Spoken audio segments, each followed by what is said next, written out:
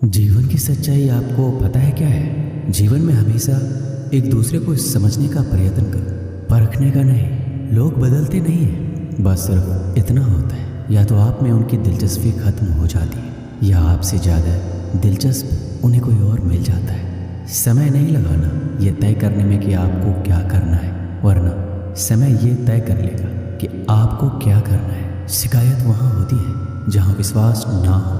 जब आपको ये एहसास हो जाए कि आप किसी की ज़िंदगी में सिवाय बोझ के और कुछ नहीं है, तो आपको खामोशी से उसकी ज़िंदगी से निकल जाना चाहिए।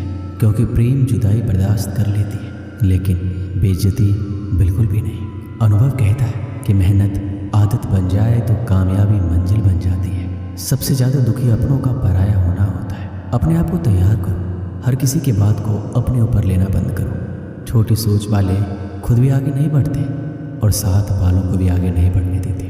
अमीरी दिल की हो तो लोग साइकिल पर भी खुशियाँ मनाते हैं, नहीं तो कारों से भी लोगों को रोता देखा है। अक्सर लोगों को प्यार से नफरत उस वक्त हो जाती है जब कोई बहुत ही ज़्यादा प्यार करके धोखा देता है। अगर कुछ करना है तो भीड़ से हट कर चलो। भीड़ साहस तो देती है पर पहचान छीन लेती है। गुजर गया वो वक्त जब हमें ज़रूरत थी तुम्हारी, अब ज़िंदगी भी बन जाओ तो स्वीकार नहीं करेंगे।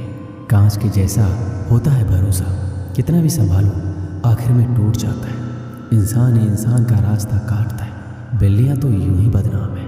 प्रेम हो या नफरत हिसाब से करो। बेहिसाब करोगे तो तकलीफ होगी ही। कोई विश्वास तोड़े तो दिल से उसका धन्यवाद करो, क्योंकि वही लोग सिखाते हैं कि विश्वास सोच समझ कर करो। कभी आंसू मत देना उनकी आंखों में जिन्होंने खुद हार कर आपको जिताया है। लोगों को संतुष्ट करते करते तुम्हारी ज़िंदगी बीत जाएगी, लेकिन तुम उन्हें संतुष्ट नहीं कर पाओगे। इसलिए अपने लिए, अपनी खुशियों के लिए जीना शुरू करो। किसी इंसान के पीछे भागकर अपनी वैल्यू कम मत करो। जो आपका होगा वो कहीं नहीं जाएगा। जो रास्ता तुम्हारा नहीं है वो मंजिल भी तुम्हारी नहीं। रिश्ता रखना हो तो अच्छी बातें करते रहा करो, और ख़त्म करना हो तो सच्चाई बता दो। कभी कभी नए लोग पुराने से वफादार मिल जाते हैं।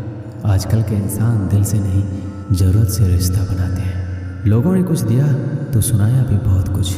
हे ईश्वर, एक तेरा ही दर है जहाँ कभी ताना नहीं मिला। असफलता में कुछ गलत नहीं है, लेकिन सफलता के लिए कोशिश ना करना ज़रूर गलत है। ज़िंदगी को समझना बहुत मुश्किल है। कोई सपनों के खातिर अपनों से दूर रहता है तो कोई अपनों के खातिर सपनों से दूर।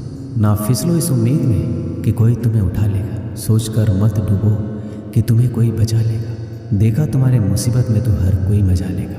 अपना गम सोच समझकर बांटना चाहिए। दुनिया में हमदर्द कम और सिरदर्द ज़्यादा मिलते हैं। अगर हालातों पर आपकी पकड़ मजबूत है तो जहर उगलने वाला भी आपका कुछ उखाड़ नहीं सकता। इंसान नीचे बैठा दौलत गिनता है।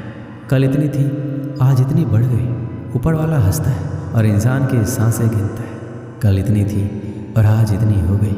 रिप्लाई ना मिलने पर भी अगर आप मैसेज कर रहे हैं तो समझ लीजिए कि बुद्धि भ्रष्ट हो चुकी है आपकी। सवाल करने वाले तो बहुत मिलते हैं, लेकिन बिना सवाल किए ख्याल रखने वाले नसीब से मिलते हैं। जो आपके शब्दों का मूल्य नहीं समझता उसके सामने मौन रहना ही बेहतर है। जो दिल से उतर गए फिर क्या फ़र्क पड़ता है कि किधर है कोई भी सफ़र कभी ख़त्म नहीं होता।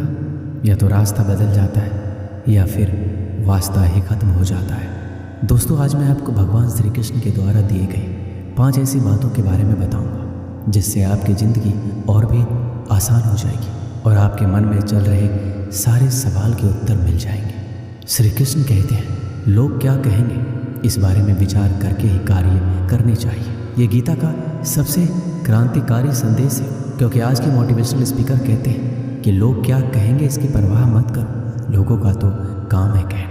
लेकिन जो दुनिया के सबसे बड़े मोटिवेशनल स्पीकर हैं, यानी कि स्वयं श्री कृष्ण, जब महाभारत में अर्जुन कहते हैं कि माधव ये सब मेरे चाचा ताऊ हैं, मेरे गुरु हैं, मैं इनको नहीं मार सकता, मैं युद्ध नहीं करूँगा, तो श्री कृष्ण कहते हैं, हे पार्थ, मन की इस दुर्बलता को त्याग दो, नपुंसकता को प्राप्त मत हो, गांडीव उठाओ और युद्ध करो।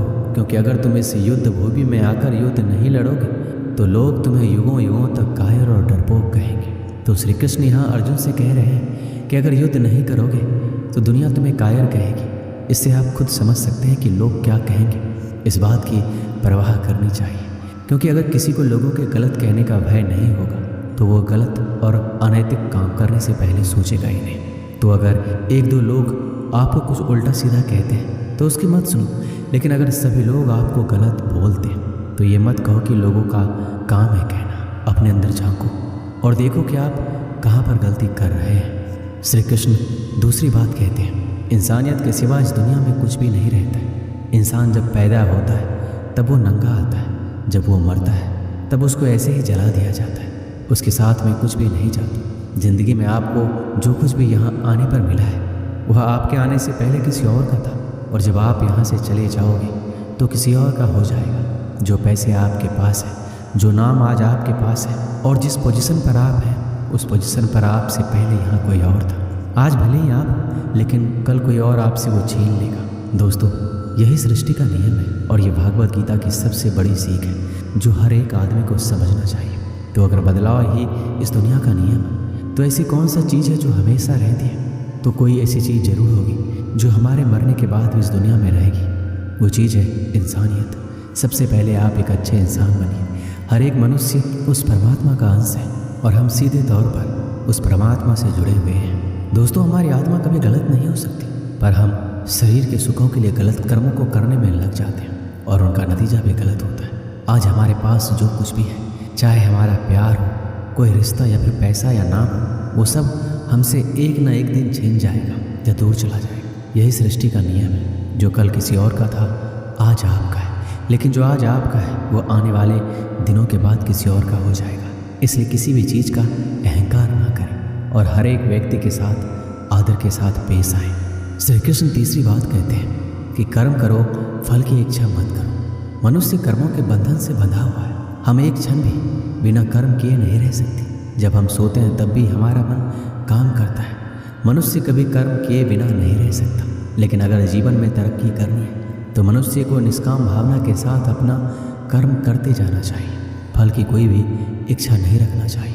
ज़्यादातर लोग जब कोई काम करते हैं तो हमेशा इस भावना के साथ करते हैं कि इस कार्य को करने से मुझे भविष्य में कुछ लाभ मिलेगा कि नहीं। लेकिन श्री कृष्ण कहते हैं फल की इच्छा रखने में इंसान में कामुकता बढ़ती है और वो इंद्रियों के अधीन हो जाता है। इसलिए हमें कर्मयोग के सिद्धांत का अनुसरण करना चाहिए।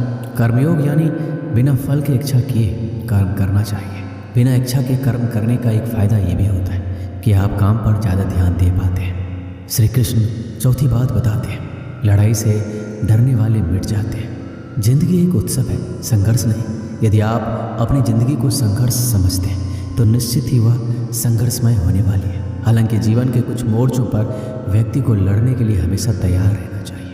जो व्यक्ति लड़ना नहीं जानता, युद्ध उसी पर थोपा जाएगा या उसको सबसे पहले मारा जाएगा। उसी के जीवन में संघर्ष भी होगा।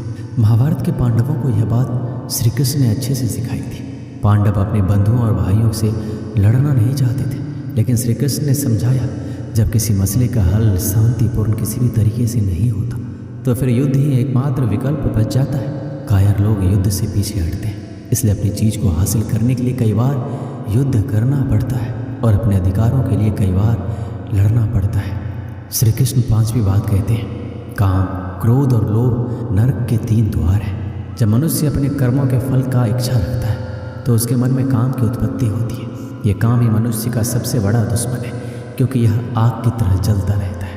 मनुष्य चाहे अपने कामनाओं की पूर्ति का कितना ही प्रयास क्यों ना कर ले, परंतु वो कभी काम को संतुष्ट नहीं कर सकता। और जब कामनाओं की पूर्ति नहीं होती तो क्रोध पैदा होता है और क्रोध के आवेग में आकर मनुष्य कई गलतियाँ करता है जो उसे और नीचे ढकेल देती है। काम की उत्पत्ति का एक कारण लोभ भी है, क्योंकि मनुष्य अगर उतने से संतोष कर ले जितना उसके पास है, अगर वो अपनी इच्छाओं को कम कर दे तो अपने शत्रु काम पर विजय पा सकता है। इसलिए सबसे पहले तो जीवन में संतोष रखना चाहिए। सांसारिक सुखों के इच्छा को त्याग दो, क्योंकि उनसे मिलने वाला सुख बहुत ही श्रेणिक होता है जो कभी व्यक्ति को तृप्त नहीं कर पाता।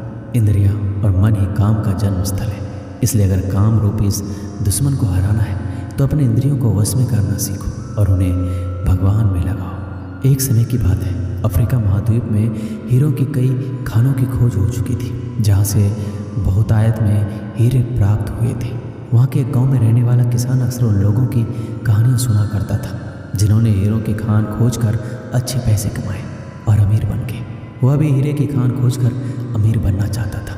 एक दिन अमीर बनने के सपने को साकार करने के लिए उसने अपना खेत बेच दिया और हीरो की खान की खोज में निकल पड़ा। अफ्रीका के लगभग सभी स्थान छान मारने के बाद भी उसे हीरो का कुछ पता नहीं चला।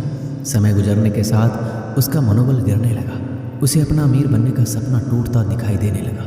वह इतना हताश हो गया कि उसके जीने की तमन्ना ही समाप्त हो गई और एक दिन उसने नदी में कूदकर अपनी जान दे दी। इस दौरान दूसरा किसान, जिसने पहले किसान से उसका खेत खरीदा था, एक दिन उसी खेत के मध्य बहती छोटी नदी पर गया। उस नदी के पानी में से इंद्रधनुषी प्रकाश फूटता दिखाई पड़ा। उसने ध्यान से देखा तो पाया कि नदी के किनारे एक पत्थर पर सूर्य की किरणें पड़ने से वह चमक रहा था। किसान ने झुककर वो पत्थर उठा लिया और घर ले आया। वह खूबसूरत पत्थर था। उसने सोचा ये सजावट के काम आएगा और उसने उसे घर पर ही सजा लिया। कई दिनों तक वह पत्थर उसके घर पर सजा रहा। एक दिन उसके घर एक मित्र आया। जब उसने वो पत्थर देखा तो हैरान रह गया। उसने किसान से पूछा, मित्र, तुम इस पत्थर की कीमत जानते हो? किसान ने जवाब दिया, नहीं, मेरे ख्याल से ये हीरा है, शायद अब तक खोजे गए हीरों में सबसे बड़ा हीरा है। किसान के लिए इस बात पर यकीन करना मुश्किल था। उसने अपने मित्र को बताया कि उसे यह पत्थर अपने खेत की नदी के किनारे मिला है। वहाँ ऐसे और भी पत्थर हो सकते हैं। दोनों खेत पहुँचे और वहाँ से कुछ पत्थर नमूने के तौर पर चुन लिए। फिर उन्हें जांच के लिए भेज दिया गया। जब रिपोर्ट आई तो किसान के मित्र की बात सच निकली। वो पत्थर हीरे ही थे। उसके खेत में हीरो का भंडार था। वह उस समय तक खोजी गई सबसे कीमती हीरे की खदान थी। दूसरा किसान उस खदान की वजह से मालामाल हो गया। पहला किसान दर दर भटका और अंत में जान दे दी, जबकि हीरे की खान उसके अपने खेत में उसके कदमों तले थी। दोस्तों, इस कहानी से हमें क्या सीख मिलती है? इस कहानी में हीरे पहले किसान के कदमों के तले थे, लेकिन वो पहचान नहीं पाया और उसकी खोज में भटकता रहा। ठीक वैसे ही हम भी सफलता प्राप्ति के लिए अच्छे अवसरों की तलाश में रहते हैं। हम उन अवसरों को पहचान नहीं पाते या पहचान कर भी महत्व नहीं देते जो हमारे आसपास ही छुपे रहते हैं। जीवन में सफल होना है तो आवश्यकता है बुद्धिमानी और परख से उन अवसरों को पहचानने की और धैर्य से अनवरत कार्य करने की। सफलता निश्चित है। दोस्तों, इस वीडियो में बस इतना ही।